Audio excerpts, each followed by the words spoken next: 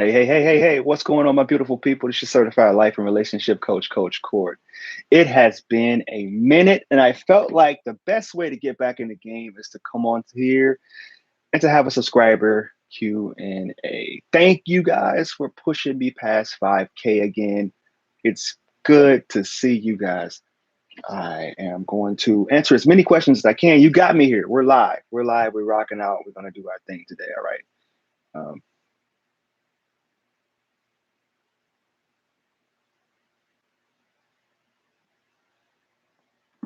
Silver Shadow, what's up? It's good to see you. Let me know, if you guys aren't here, let me know how your situation's going. Let me know how you guys are doing. Rena, I appreciate that. Appreciate that. Yeah, the growth is real.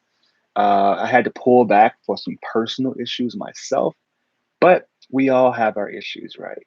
Somebody told me, they said, we all have our, you know what, and I'm not going to say it on YouTube, but, we all have that in us, so you have to make sure that you're able to pull back and do what's right for you and protect your own mental health. But I've been talking to a bunch of different people, and they say, if Coach Court needs some time off, Coach Court needs to take some time off. So, but I know how important it is for you guys to have this community, and for me to be head in this community, and have people to talk to when you need them at your darkest hour. So I'm here. If you guys have any questions, um, just let me know. I haven't posted in 4 to 5 weeks. Rena, you better get your act together, girl. Get your act together. Like me, it's the beautiful day here, and I could be outside and taking walks and hanging out on the beach, but this is what brings me life, right? I need to realize that. I need to understand that this is it. This is what makes Coach Court tick. This is everything to me. Like, you guys, the community is everything. So if you guys have any questions, uh, feel free to let me know. Switzerland, hello from Switzerland. Francesca, hey, how long have you guys been a subscriber of mine? If you're in here, let me know how long you've been a subscriber. Because I always like to write down names and form a camaraderie with the community, the fruitful community. If you guys haven't picked up the book yet, it's basically my story. How I ended up getting into this life coaching business, how I ended up getting the relationship coaching business, the things that I've been through.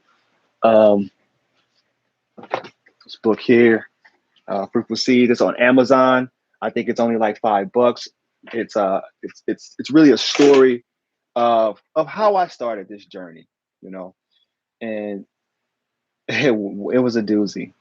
It was a doozy. And the more I live, I just continue to have these experiences that's just going to contribute to my coaching business and my coaching practice. So, uh, but it's all beautiful, and everything happens for a reason. I'm blessed. I'm extremely blessed. I know I have a blog going up this week. I do have a question. How do I push through those triggers when I'm thinking about the relationship traumas? Oh man, you're gonna have triggers all day, every day. Especially if it was a relationship that was substantial, and a substantial amount of time. If it was, 6 months to a year, plus, um, try to ignore them. If a trigger of yours is checking social media, try not to check social media. Like 6 whole years. So give me an example of a trigger, and I can try to coach you through that. I've been subscribed almost a year now. Wow, on my channel, crazy. I think maybe 6 months, maybe longer. Yeah, Silver. Yeah, I know you're pretty active in here. I watch PDS, but I was trying to understand the perspective of a male that has anxious attachment. Yeah, and here's the thing about anxious attachment males. Like, I hate to say it, but we're considered beta males. We're looked at as beta males. We're blue pill guys because we're all about the love and the romance. And it's interesting though how society is set up, because, correct me if I'm wrong, but you can comment down below if you feel this is inaccurate, but I feel men are more lovey-dovey. Men are the ones that are pushing the love and interactions. You know, the romance part. Like we're the ones that's buying the flowers and the roses and cooking the dinners and taking and opening up the doors. We're the ones that's doing that. But at the same time, you know, it puts us in a space where we become really anxious about losing that person. You know, we kind of put that person on the pedestal. Your videos helped me make sense of an FA I was dating. Thanks. You're welcome, Silver. 6 whole years you were in a relationship. Yes, I get that. I went to Dubai last week and my ex liked the photos of my friends and I on Facebook. He's blocked on my FB, but she didn't realize they were still Facebook friends. Yeah, and that kind of sounds like somebody that's trying to like hoover you, you know, kind of bring you back in the loop and just let you know that, hey, he's still alive, but don't fall for it. Don't fall for it. Keep pushing forward. Keep living your best life. Keep healing yourself. And that's just a minor setback in your growth, right? Just a minor setback. So I'm sure it triggered you. Seeing his name, seeing the little thumbs up that they do probably really triggered you, but don't let it set you back on where you need to go. You know, and mentally we're focused on our healing. We're focused on, I don't know if you ever heard of the 5 4 3 2 1 method. Look that up. It's I heard it's really helpful for people, especially when you're feeling triggered and you need to reground yourself. Do the 5 4 3 2 1 method. It's a method that a lot of therapists, counselors use to help people. It's almost like a pattern interrupt. So when you're falling out of place, you know, this will help, you know, shock the brain, shock um, your train of thought and bring you back to the present moment. Because that's what it's all about. You know, that's why I meditate so much. It's all about bringing yourself back to right now in this present moment, getting yourself back in the right mental state. When you're starting to struggle, she told me he loved reacting to photos of us. He's currently dating a girl he cheated on me with. Yeah, sounds like some monkey branching or some hoovering that's going on there. If he's dating somebody, that's hoovering. There's no real reason for him to be liking and loving your photos unless he's trying to get a reaction out of you. Or just let you know, hey, I'm still here just in case you're planning on moving on. Or if you're seeing somebody else, this like or this love on your photo is going to really throw a monkey wrench in your whole mental state. So don't fall for it, right? Yeah, the 5 4 3 2 1 method. She told me he loved reacting. All right, looking down, looking down. I'll look that method up. Yeah, look it up. It's a good method. Thank you for giving so much information about the different attachment styles. I'm currently dating a dismissive avoidant, and I am an FA in relationships. Your videos has helped me so much. You're welcome. Thank you for being here. Thank you for watching my content and showing your appreciation. It makes me feel good. It makes me realize that, you know, what I do matters. And we go through life doing so many different things and we feel like it doesn't matter. But, you know, when you have a community like this, which I feel is probably one of the best communities in the world, I'm a little biased, and it's up and coming. And there's so much more energy I can put into this community, but coaching calls and life issues definitely can put a hindrance on things. But, you know, I always bring it back to this, though, bring it back to my home base, which is the YouTube community and growing with everybody else that's here. You know, because we're all on a journey together. We're all connected. We're all connected. We are all part of each other. We're just an extension of each other. So that's part of the reason how I was so whenever I put my videos out, I you know I try to put myself in other people's shoes and feel how they feel. And a lot of it comes from research and talking to different clients and stuff too. So there is some evidence base behind it. But I also feel what other people feel. And I guess that's kind of like an empathic thing. You know, I don't want to label myself, but I think I am an empath. I'm definitely not the opposite person because I feel pretty strong for people. So the videos, I try to really capture the essence of the relationship and what it felt like and some of the things that they do. No, I'm actually dating other people. He's blocked on all. social media. Good for you. You're not getting set back. You're not falling for the okey doke. Nope. Nope. Not today. Not today, Satan, right? So, um, if you guys have any questions, if you guys need any books. So one thing that I learned too about um, being an anxious attacher is you have to be able to self-reflect and go. You're a fearful avoidant, so you wouldn't have this. But even as a fearful avoidant, you need to go back in your history, do the inner child work, and figure out what is it about you that keeps not only attracting these people, but why are you attracted to these people? What is it within you? What is it that you need to heal in order to not give these people a chance a day, the time of day, not give them a chance at all? What can you do? There's this book that I read and I listened to it on Audible. One of my really good friends, he said Dubai. I have a really good friend in Dubai, uh, client of mine, and we just kind of became really good friends. And he recommended a book to me called Homecoming, and it's by John Bradshaw. And what the book is basically, you're championing your inner child. All right, you're championing your inner child because here's what happens when we end up with some type of unhealthy attachment style. Uh, Throughout our early childhood, we didn't feel heard, we didn't feel seen, we didn't feel safe, we didn't feel protected. And what the book does is he goes in, and I listen to it on Audible because I like Audible books. I don't like those books back there. I kind of read them, but I like listening to the version better because I'm an Audible learner and a visual learner. So reading was never my thing. But what he does is he'll go in and help you reclaim the inner child and champion the inner child. Let that child know that, hey, you're safe, you're seen. Because the problem is we look for our wholeness and our validation of other people. We look to be seen and to be heard from other people. But when you're able to take that power back and see and fulfill yourself and fulfill that inner child, make sure the inner child is cared for and loved, and basically they call it reparenting yourself, that's when you'll become much more empowered.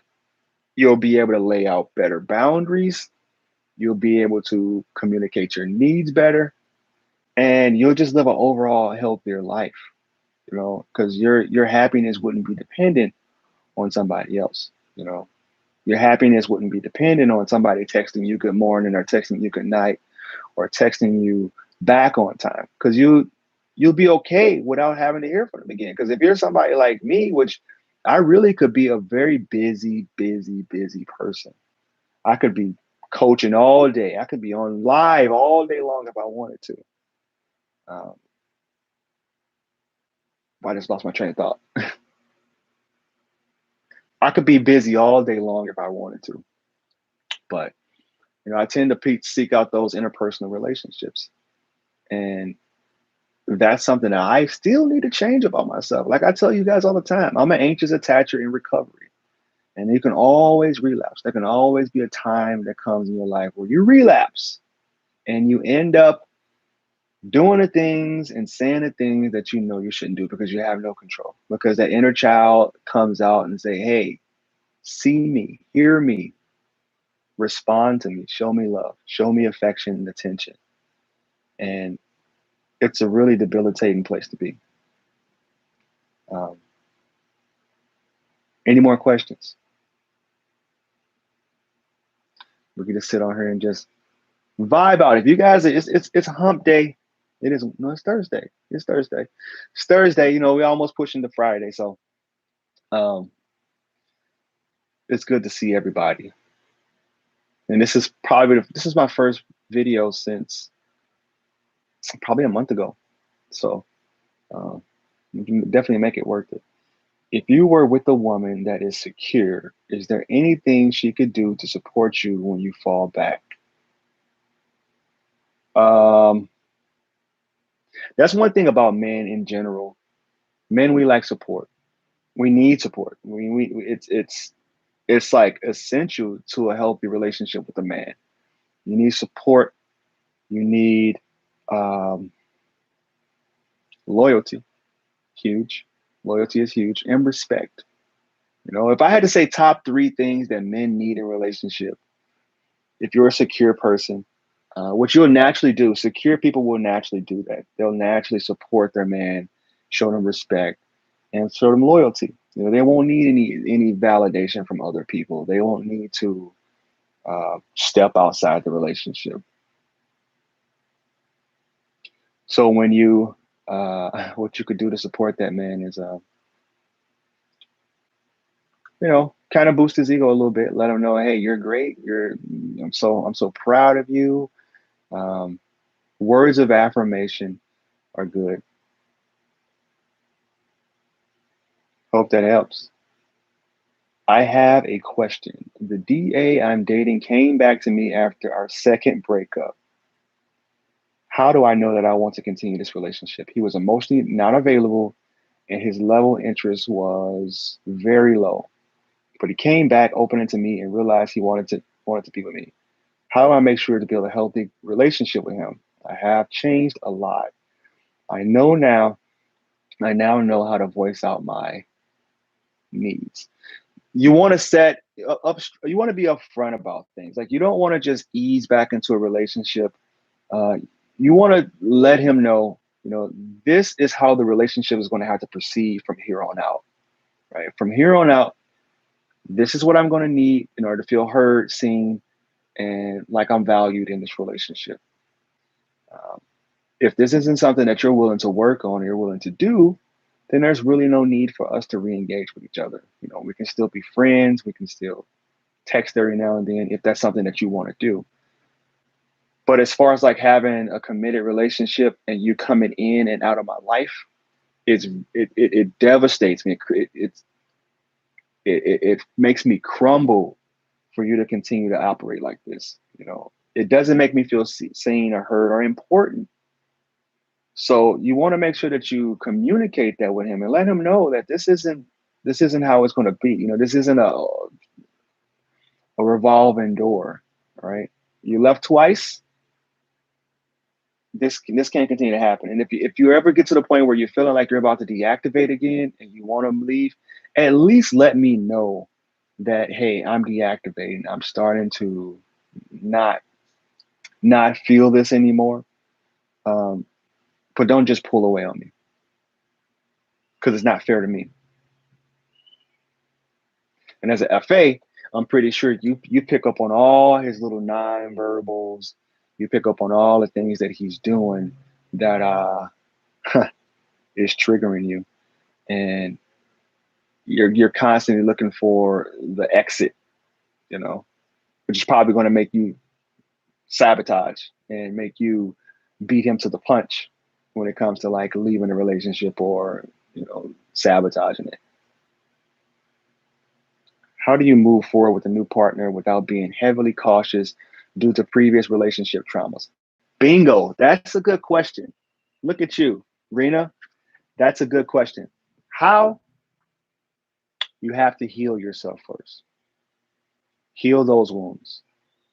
See, call out the things that need to be called out within your personality, within your wounds, uh, within yourself. Because if you don't, you'll just continue the same cycle over and over again. And you're going to be sketchy about a lot of different people that come into your life in the future. You're going to have trust issues, major. So do the work. If you need to go to therapy, if you need to go to counseling, do the work. As somebody who's been there, has done that, is in your same shoes, I can tell you from experience that doing the work is absolutely imperative. There's no amount of videos you can watch. There's no amount of uh, you know, living vicariously through other people you can do that's going to help heal you if you don't do the actual work, which means therapy, counseling, journaling, affirmations, reclaiming that inner child, reparenting yourself, all of those things you need to do.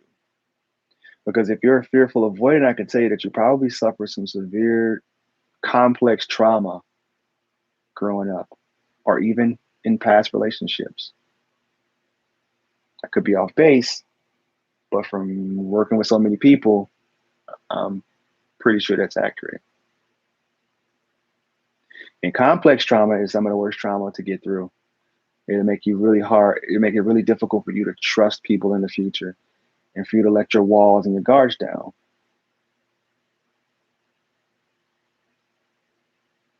Thank you. These are exactly what I told him. I finally feel I'm getting this right. You got it right. That's you. That's all you, Francesca. That's all you. You're doing the work. You're doing the work. Yes, CPTSD and bipolar disorder, BPD, didn't realize at the time the relationship between that and FA. So, whoa, yeah, see, that's a lot. That's a lot going on. Somebody informed me about a um, a study that they saw, and actually one of my clients, and she said that only 20% of the population have healthy, secure attachment styles. 20%. Think about that. That means 80% of the people are walking around with trauma, PTSD, unmet childhood trauma, inner child wounds, like all those different things. Think about that, which means anybody that you meet, you have to understand that they have their own issues, especially if they're at the ripe age of, 30 something. They got their own issues, and that they're going to bring some baggage to the table, uh, and you shouldn't be surprised by it. Right? You shouldn't be taken back. And you just trust people and this is why I have that first 90 days. You find out who a person really is within the first 90 days. They can put on a front for about the first couple months. But after, you get to that 90-day mark, that mask is going to start slipping. The person, that spokesman that they have, he's going to disappear, or she's going to disappear. And you'll see the real person, which is why most relationships fall apart within the first 90 days. Check out the statistics. Most relationships fall apart within the first 90 days. So, uh, and the healthy option would be like, oh, nope, not doing this.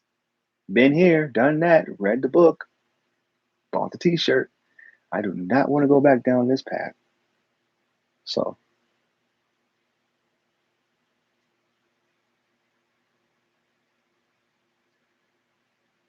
I'm FA and he's DA, both coming from divorced parents. That's another thing. The old saying, the apple doesn't fall too far from the tree, right? And most people normalize divorce. Well, that's 50% of relationships fall apart. They end up in divorce. But we internalize that, in our subconscious mind. And even if we go into a situation where it's a healthy dynamic, you guys may be really compatible, you guys may be thriving as a couple, at some point, that subconscious program is going to kick in and say, I don't know if this person is right for me. My mom got a divorce. My dad got a divorce right around this time. I don't really feel a certain way about this person anymore. And instead of sticking it through like people used to do back in the day, couples, relationships aren't like that anymore. They just decide to pull the plug. I was listening to a coach the other day, and she said, there's this thing called FOBO, which is called fear of a better option. Right? And we live in a society where with dating apps and Facebook and social media, people are always looking for the better option. There's not a lot of people that's willing to stand in the storm and see these things through. Because let's just be honest, as human beings, we're selfish creatures. And most of the time we want instant gratification. And there are certain types of people that need that instant gratification every single day. They can't have it after 6 months of trying and putting in effort. Like they need it right now. So yeah, that's that's all I gotta say about the divorce thing. Um, what do you think about open relationships, Coach? All right, open relationships, they can work for some people. It all depends. It all depends. As an anxious attacher, I couldn't do an open relationship, because once you have that bond with somebody, once you're attached to somebody, you can't think of them dating and sleeping and doing whatever else they're going to be doing, giving your affection away to somebody else. So it probably wouldn't work for an anxious attacher, but somebody that's more avoidant, somebody that's like, well, if this is working for me, I can still have my independence and still, have that connection and bond with that person at the same time. But most of the time, what happens is somebody starts to get jealous and somebody starts to want more out of the relationship. And once people set their parameters up front, and we're ever evolving creatures, um, sometimes they just can't. People can't keep head. They can't keep heading in the same direction. So it may work for a short term, or if you don't ever see like marrying that person or having an LTR with them. But otherwise, it works for some people. What do you think? Why do you ask that question anyway, Francesca? Is that trauma bonding? Yeah, trauma bond. One thing I learned in life is that the people that enter your life at certain stages of your life, um, is going to be an indication on how healthy the relationship functions. All right. So if somebody enters your life and you're in a really broken state, and you're not a whole person. You're not you may be coming out of a bad breakup, or you may be coming out of job loss or something. Uh, that's when trauma bonds usually form the most. Is because you have this hole in you, and you want the person that comes in your life, they kind of fill that hole. Um, and if it's a healthy minded person, the person would just let you go right away, and they would say, "All right, well, you look like you may need some healing. You may need to do some work on yourself before you get into a relationship." But when there's a trauma bond, that person latches onto you because they need you just as much as you need them. And usually, how the trauma bond breaks is one person becomes more empowered, or they feel, or they go and they'll latch on to somebody else. But um, that's the only way I see two of those that relate that trauma bond breaking. Like it usually stays in an unhealthy cycle for a really long time, unless the person's doing work on themselves and they realize that, hey, this is an unhealthy situation. This is a trauma bond. I had a client once, um, had lots of childhood trauma, lots of it, and I'm not a therapist, so I'm a coach. I know these things on a broader scale, but I never take deep dives and go too intensive in it.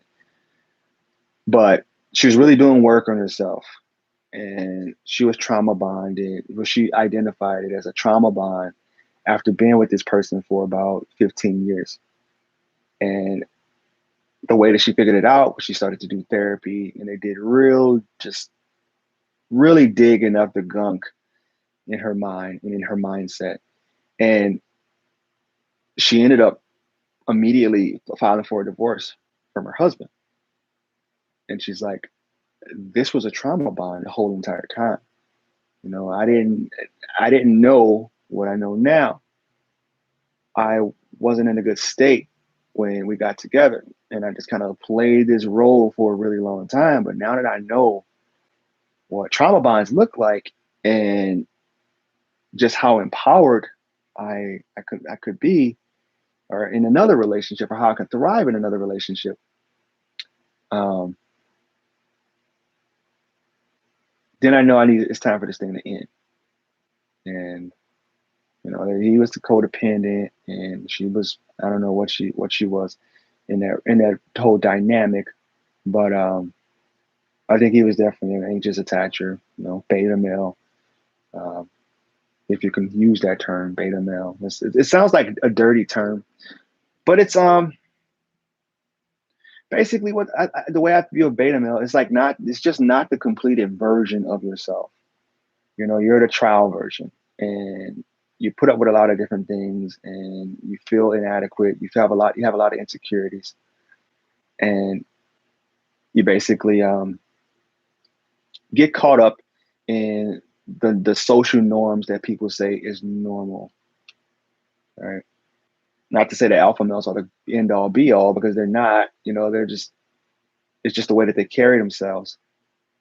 But the trauma bond. Any more questions? The trauma bond. That's a good question.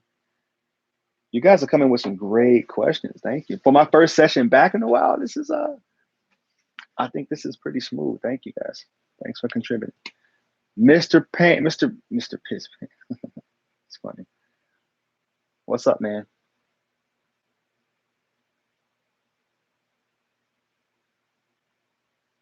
So how you guys summer going? Pretty good. I got somebody in here from Switzerland. Where's everybody else from? Rena under construction. You're definitely under construction. You're doing the work. That's awesome. Um, you got a YouTube channel, I see. I hope it's doing well. Yeah, don't forget, I'm gonna plug the book again. You know, $4, $5, Amazon. I actually have the Audible version too. If you go to Audible, you can check out this for free. You know, I did it myself. I narrated it myself because I feel like when you do a book, it's important to bring your expression to it. You know, this is why I didn't hire anybody to do it for me or to read it for me, because I wanted my voice to be heard, and I wanted to put the oomph on the certain points that I wanted to make. If a DA dumps an AA, you say being friends is the only way to get the DA back. After a while, you want to give it that period. You want to give it that break period. Sorry, you want to give it that 6 weeks or so. Depends on how ugly the breakup was. Depends on how triggered that person was. But you want to make sure that you give them that time to go through all the emotions that they're going to go through.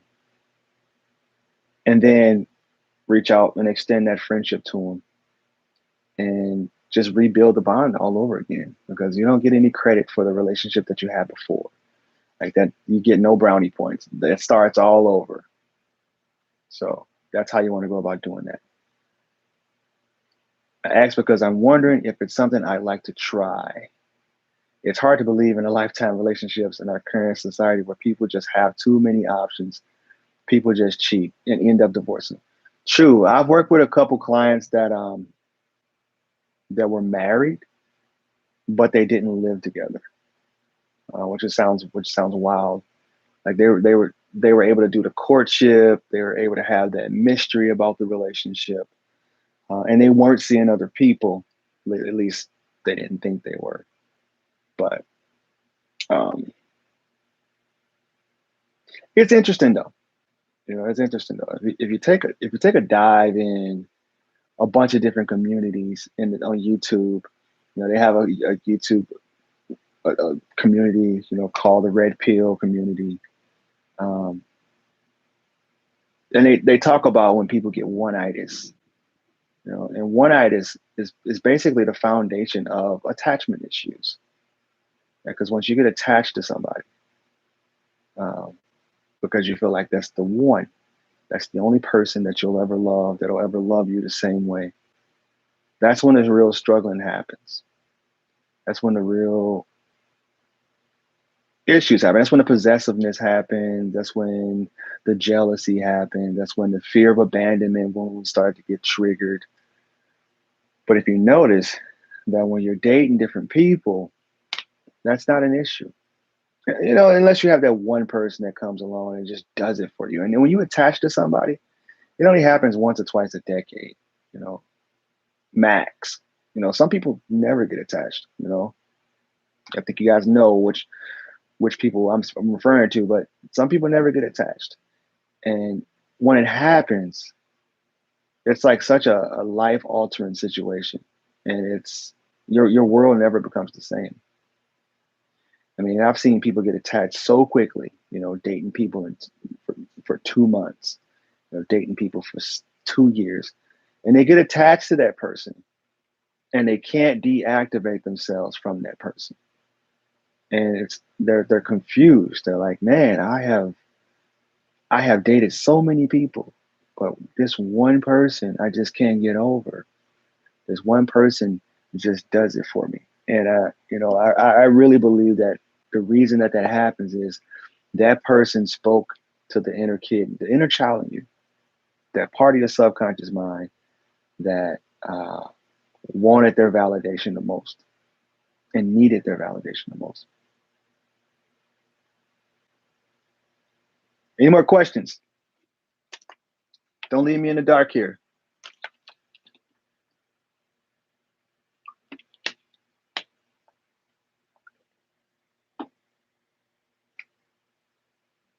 So that book I talked about, it's called Homecoming. It's by Dr. I don't know if he's a doctor or not. It's by John Bradshaw. It's an old book. It's an older book, so I think you guys will enjoy it. But man, is it such a powerful book? It really breaks down the nuts and bolts of why we operate the way that we do in relationships and why childhood trauma and those core wounds that we have heading into relationships in the future gets triggered and how you can reprogram it. It's going to be a lot of work though. I'm not going to lie to you. If you're somebody that's a fearful, avoidant, and anxious attacher, there's going to be a lot of work. I'm not even going to sugarcoat it. I'm not. I had released a video on TikTok and I talked about double tap therapy. Like so many people have double tap therapy where you go through and you double tap, you see something that resonates with you and you double tap it like, hey, that's me. I guess I'm going to be able to heal now. But it's not that easy. It takes a lot of work, a lot of tears, a lot of reflection, a lot of cutting people off. Because here's when you start to heal, there's going to be people that just dissipates from your life. They're just going to fall like a garment out of your life. And that's kind of the indication of you're healing because, you guys know I'm spiritual and it's all about vibrations. When you become a high vibrational person, those lower vibrational people, they're not going to want to stick around, right? Because if they met you in your low vibrational state, when you start to higher your vibration and you become more successful and you become more valuable in this world than they are, that's when they'll start to just, it wouldn't be fun for them anymore because misery loves company. Do you disclose to women in your life that you are an AA in recovery, or do you reinvent yourself and proceed more mindfully? Wow. No, I don't talk about attachment styles really in my relationships. No. If it's something that comes to the table, then yeah, I'll talk about it. I'll talk about, and I guess it all depends too on, the length of the relationship, and how serious you want to take the relationship. Here's the thing about men though. I coach a lot of my men on this too.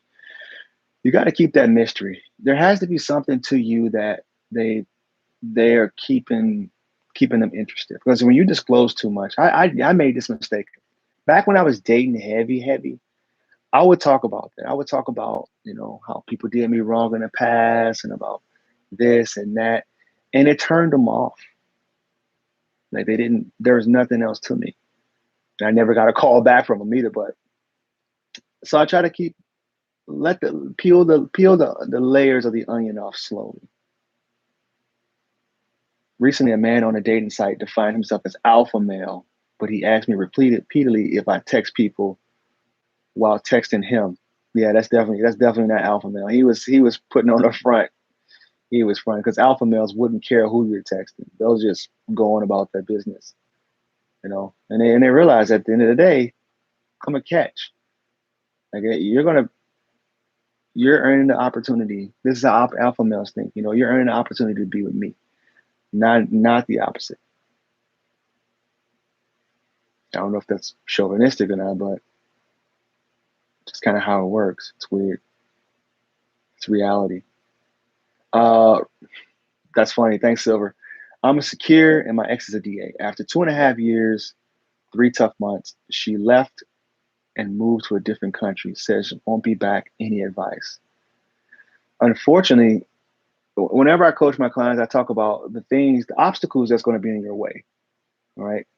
And if you have all these obstacles, if you have communication as an obstacle, if you have compatibility as an obstacle, logistics, you know, location is an obstacle.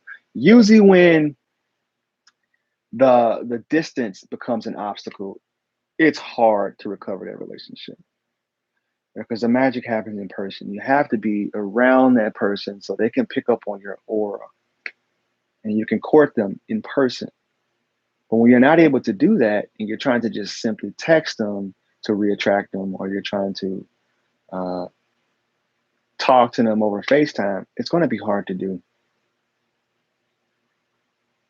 So my advice would be, especially after 2.5 years, that just lets me know that she probably didn't see the relationship going anywhere. She didn't see a future coming. I'm sorry, man. It's tough. He asked if I let Silver. He asked if I would let him check my phone and share passwords. Jeez. Yeah, this guy was majorly anxious. He was insecure, but he's an alpha male. That's what you have to be careful with. I just, you know, another quote I posted on Instagram. You have to listen to people's actions. Don't listen to their words. So if he's claiming to be an alpha male and all this other jazz, the way that he's showing up is clearly showing that he's not an alpha. He's really insecure. Does he take care of himself? Does he get himself to the gym all the time? Is he eating well? Is he in his purpose? How was his past relationships? Did he get walked all over in his past relationships? Those are the questions that you need to ask. That's how you know if a person's alpha or not. They just don't take much. You know what? This is why I feel like when people meet dismissive avoidant men, they come off as alpha males because they seem unattached, unavailable. And it makes women continue to chase them because they want that aura. They want that masculinity. They want that prize that the dismissive avoidant looks like. And when they get them and they get into a relationship, they don't do alpha male things in the relationship. You know, they become flaky. They become indecisive. They can't handle conflict. And it just, the relationship crumbles. And you start to think like, all right, this person looked like he was alpha when I first met him because he came after me. He was decisive. He set dates. But then, you know, after the first 90 days to 6 months, he stopped doing any of that. He turned beta real quick. And now I'm the one that's setting the dates. And now I'm the one that's trying to have healthy communication with him. So that's all I got to say about alpha and beta males.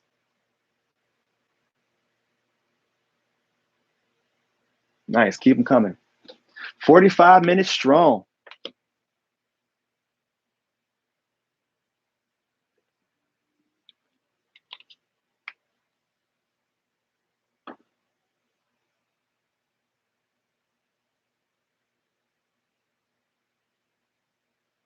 All right.